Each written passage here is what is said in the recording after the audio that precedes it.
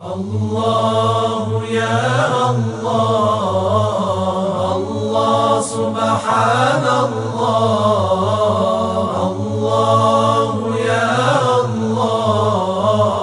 الله حمدا لله. اعوذ باللہ من الشیطان الرجیم، بسم اللہ الرحمن الرحیم، الحمد للہ رب العالمین، والصلاة والسلام علی اشرف الانبیاء والمرسلین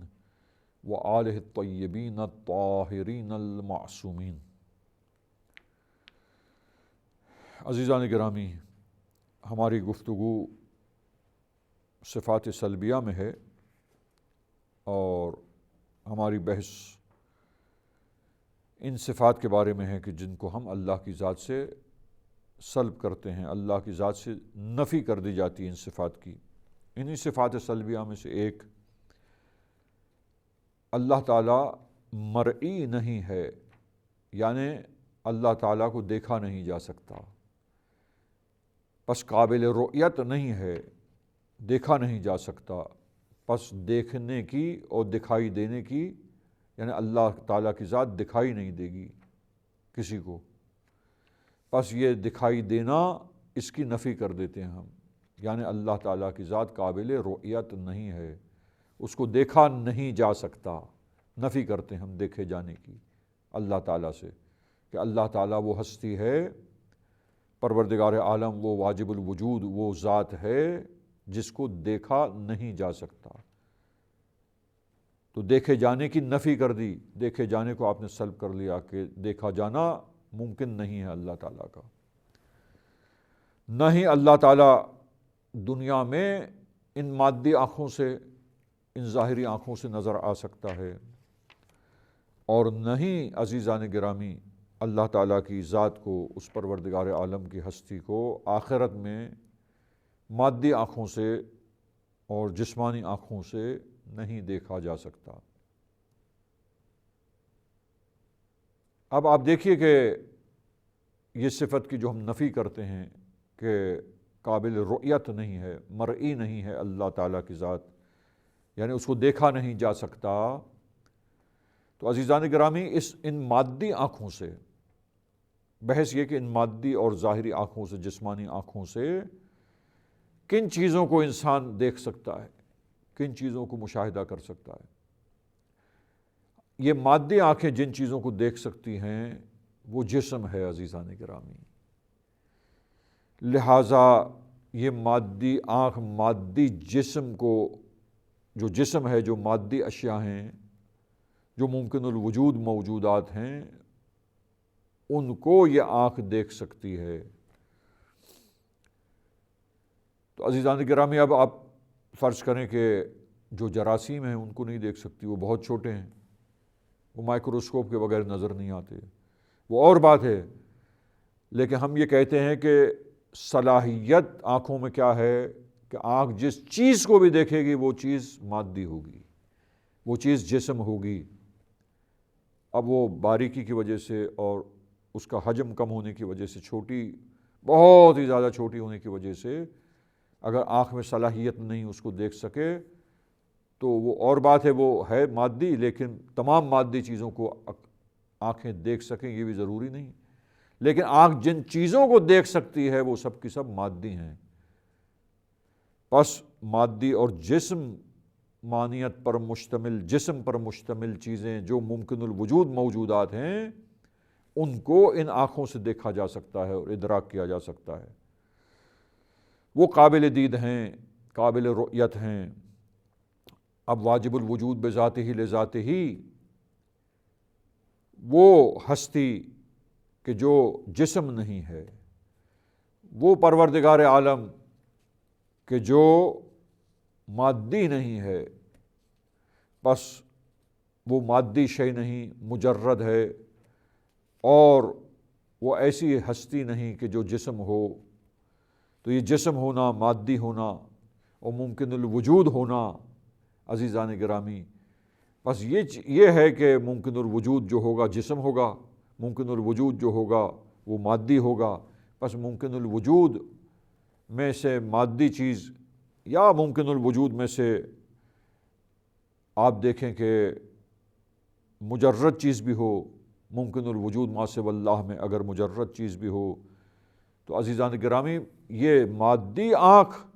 جو چیز دیکھتی ہے وہ جسم ہے، اور جسم تمام کے تمام ممکن الوجود ہیں عزیزان گرامی۔ لہٰذا یہ آنکھوں میں یہ صلاحیت نہیں ہے کہ وہ اللہ تعالیٰ کو جو مجرد ہے، جو واجب الوجود ہے عزیزان گرامی، ان آنکھوں سے ادراک کر سکے، دیکھ سکے۔ بس اللہ تعالیٰ جو واجب الوجود ہے، قابل رؤیت نہیں ہے ان مادی آنکھوں سے، نہ دنیا میں اور آخرت میں بھی جسمانی آنکھوں سے اور مادی آنکھوں سے۔ آج جسمانی ہوگی، جسم کے ساتھ ہوگی، بس مادی آنکھوں سے قابل رؤیت نہیں ہے خداوند متعال۔ اب رہی بات یہ کہ عرفا جو بات کہتے ہیں اور بیان کرتے ہیں عزیزان گرامی عرفان میں، اور وہ معرفت کا مقام کے جہاں پہ یہ تعبیریں لائی جاتی ہیں کہ اللہ کو دل کی آنکھوں سے دیکھا جاتا ہے، تو دل کی آنکھوں سے دیکھنا مطلب یہ ہے کہ اللہ تعالیٰ کو عقلی دلائل سے، اللہ تعالیٰ کو قلب کی معرفت سے، قلبی معرفت سے سمجھا جاتا ہے اور اللہ تعالیٰ کی معرفت حاصل کی جاتی ہے۔ لہٰذا وہ دل کی معرفت ہے۔ یوں کہا جاتا ہے مسامحتاً کہ دل کی آنکھیں اللہ کو دیکھتی ہیں، تو وہ اس معنی میں ہے کہ دل سے انسان اور عقلی دلائل کے ساتھ انسان جو ہے وہ اللہ تعالیٰ کے بارے میں معرفت حاصل کرتا ہے۔ اللہ تعالیٰ کی پہچان انسان کو عقلی دلائل کے ساتھ عقل کے ذریعے اور قلبی معرفت کے ذریعے حاصل ہوتی ہے۔ لہٰذا عزیزان گرامی وہ ایک بات اور ہے، اور اسی وجہ سے مولا کائنات سے علی ابن ابی طالب علیہ السلام سے کسی نے پوچھا کہ آپ نے اللہ تعالیٰ کو دیکھا ہے، تو وہ جواب اسی بنیاد پر تھا، وہ اسی عرفانی نقطے کی بنیاد پر ہے کہ علی ابن ابی طالب بھلا اس ہستی کی عبادت کیسے کرے کہ جس کو علی نے نہ دیکھا ہو۔ تو مطلب یہی ہے کہ معرفت پروردگار کا مرحلہ پہلے ہے، اور اللہ تعالیٰ کی معرفت دل کی آنکھوں سے انسان کرتا ہے، دل کی آنکھوں سے اللہ کو دیکھتا ہے۔ اللہ کو دیکھنے کا مطلب اللہ تعالیٰ کی معرفت حاصل کرنا ہے۔ لہٰذا اللہ تعالیٰ کی معرفت دل کی آنکھیں دیکھتی ہیں، یعنی دل سے انسان اللہ کو پہچان اللہ کے بارے میں حاصل کرتا ہے، شناخت حاصل کرتا ہے، قلبی معرفت اسے حاصل ہوتی ہے عقلی دلائل کے ساتھ، اور اللہ تعالیٰ کے بارے میں جب معرفت ہوتی ہے پھر اللہ تعالیٰ کی انسان اطاعت کرتا ہے، عبادت کرتا ہے، سر تسلیم خم کرتا ہے، پروردگار کو سجدہ کرتا ہے، اس کی تعریف اور تقدیس بیان کرتا ہے۔ لہٰذا سامعین محترم، یہ بحث یہاں عقیدے میں اس وقت عقائد کے باب میں ہم جو صفات سلبیہ کو بیان کر رہے ہیں وہ یہ ہے کہ اللہ تعالیٰ مرئی نہیں ہے، قابل رؤیت نہیں ہے، یعنی ان جسمانی آنکھوں سے اور مادی آنکھوں سے اللہ کو نہیں دیکھا جا سکتا، کیونکہ ان آنکھوں سے جسم کو دیکھا جا سکتا ہے، ان آنکھوں سے ممکن الوجود کو دیکھا جا سکتا ہے، ان آنکھوں سے وہ ہستی جو واجب الوجود ہے، وہ جس میں کوئی باؤنڈریز نہیں ہے، جس میں کوئی لیمیٹیشنز نہیں ہے، وہ کوئی مادی وجود نہیں ہے، اس وجود کے اندر کوئی حد بندی نہیں ہے۔ لہٰذا ایسی ہستی جو مادی نہیں، جو جسم نہیں، اور وہ تمام عیوب سے برتر و بالا ہے، اس ہستی کی معرفت تو انسان قلب سے، دل سے حاصل کر سکتا ہے، لیکن مادی آنکھوں سے وہ دکھائی نہیں دیتا۔ لہٰذا عزیزان گرامی، جو چیز مادی آنکھوں سے دکھائی دے وہ مادی ہے، وہ چیز جسم ہے، وہ ممکن الوجود موجودات ہیں۔ لہٰذا وہ ہستی جو واجب الوجود ہے، اس کا وجود ایسا ہے کہ جو واجب الوجود اور تمام کمالات کا سرچشمہ اور کمال مطلق ہستی ہے، عزیزان گرامی اس ذات کو ان آنکھوں سے نہیں دیکھا جا سکتا۔ اسی لیے بیان ہوا ہے کہ لیس کمثلہ شیء، وہ اللہ ایک ایسی عظیم ہستی ہے، ایسا واجب الوجود بے ذاتہ لذاتہ موجود ہے، وہ تنہا پروردگار جو ساری کائنات کا خالق ہے، کوئی شے اس کی مانند نہیں ہو سکتی۔ لہٰذا جو پروردگار عالم چونکہ واجب الوجود ہے، ممکن الوجود کی خصوصیات اس میں نہیں ہو سکتی، بس وہ چیز جو نظر آئے وہ ممکن الوجود موجود کی خصوصیت ہے۔ وہ پروردگار وہ تمام چیزوں سے برتر و بالا، تمام عیوب و نقائص سے پاک اور منزہ و مبرہ ذات، وہ واجب الوجود بذات ہی ہستی، وہ پروردگار عالم کہ لیس کمثلہ شیء، کوئی شے اس کی مثل، اس کی مانند نہیں ہے۔ پس وہ تمام اشیاء جو جسم ہوں، وہ جو ممکن الوجود ہوں، ان کو ہم دیکھ سکتے ہیں آنکھوں سے، یا جو چھوٹی چیزیں ہیں ان کو مائکروسکوپ سے، اور عزیزان گرامی ان کو مشاہدہ کیا جا سکتا ہے مادی آنکھوں سے، لیکن وہ اللہ تعالیٰ جو واجب الوجود بذاتہ لذاتہ ہی ہے، کوئی شے اس کی مانند نہیں ہے، وہ جسم نہیں ہے، وہ کوئی مادی وجود نہیں ہے، اس میں کوئی لمیٹیشنز اور حد بندی نہیں ہے کہ آنکھ اس کو دیکھ سکے، اس کو آنکھ جو ہے مشاہدہ کر سکے، وہ قابل دید اس معنی میں نہیں ہے۔ عزیزان گرامی، یہ صفات سلبیہ میں سے ایک صفت کہ اللہ تعالیٰ کو دیکھا نہیں جا سکتا، اور آج ہم اس پروگرام میں ایک صفت سلبیہ میں سے ایک اور بیان کریں، اور یہ صفات سلبیہ کے چیپٹر کو آج ہم مکمل کر کے اختتام پر پہنچائیں۔ عزیزان گرامی، ایک صفت اور جو صفات سلبیہ میں ہے وہ یہ کہ عدم حرکت، یعنی اللہ تعالیٰ میں کوئی حرکت اور تحول نہیں ہے۔ اب یہ حرکت کا نہ ہونا، مومنٹ کا نہ ہونا، یہ عزیزان گرامی اللہ تعالیٰ کی ذات میں کسی قسم کی مومنٹ نہیں ہے کہ ایک مکان سے دوسرے مکان میں مومنٹ ہو کر پہنچ جائے وہ ہستی، یا ایک زمانے سے یہ مومنٹ مختلف قسم کی ہے۔ فلسفے میں حرکت کے بارے میں اور حرکت کی تقسیم کے بارے میں اور حرکت کا بیان فلسفے میں اور فلسفی میں آیا ہے کہ کبھی وہ حرکت و مومنٹ زمانے میں ہوتی ہے، یعنی ایک زمانے سے چلنا دوسرے زمانے تک پہنچنا، بس یہ حرکت زمانی ہے۔ اسی طرح ایک مکان سے حرکت کر کے دوسرے مکان میں پہنچنا، یہ حرکت مکانی ہے۔ تو یہ زمان و مکان میں حرکت کرنا، مومنٹ، ایک زمانے سے دوسرے زمانے میں جانا اور ایک مکان سے دوسرے مکان میں جانا اور منتقل ہونا، عزیزان گرامی یہ واضح سی بات ہے کہ اب تک کی جو صفات سلبیہ ہم نے بیان کی دلائل کے ساتھ مختصر یہ بھی روشن ہو گئی دلیل اس کی کہ یہ کیوں نہیں ہے۔ اس صفت کو ہم سلب کرتے ہیں کہ حرکت، کسی بھی قسم کی حرکت جو ہے وہ اللہ تعالیٰ کی ذات میں تحول و حرکت نہیں پایا جا سکتا، کیونکہ یہ وہاں پر حرکت ہوتی ہے کہ جو جسم ہو، جو ممکن الوجود ہو، اور یہ تکامل کے لیے ہوتی ہے، کمال کی طرف بڑھنے کے لیے ہوتی ہے۔ دیکھیے ایک زمانے میں بچہ ہے اور زمانہ گزرتے گزرتے اگلے زمانوں میں پہنچتا ہے تاکہ اس کو جسمانی کمال حاصل ہو جائے، زمانہ گزرنے کے ساتھ ساتھ نشو و نما حاصل ہو جائے اور جسم میں اس کا قد بڑھ جائے، اس کا جسم قداور ہو جائے اور اس کا جسم مضبوط ہو جائے۔ لہٰذا یہ تکامل ہے۔ اور اسی طریقے سے ایک مکان سے دوسرے مکان میں جو چیز منتقل ہوتی ہے اور متحرک ہوتی ہے اور اس میں حرکت ہوتی ہے، ایک مکان سے دوسرے مکان میں جاتی ہے ایک چیز، تو وہ کون سی چیز ہے؟ وہ جسم ہے، وہ مادی شے ہے، وہ ممکن الوجود موجود ہے جو ایک مکان سے دوسرے مکان میں جائے اور ایک زمانے سے دوسرے زمان میں جائے،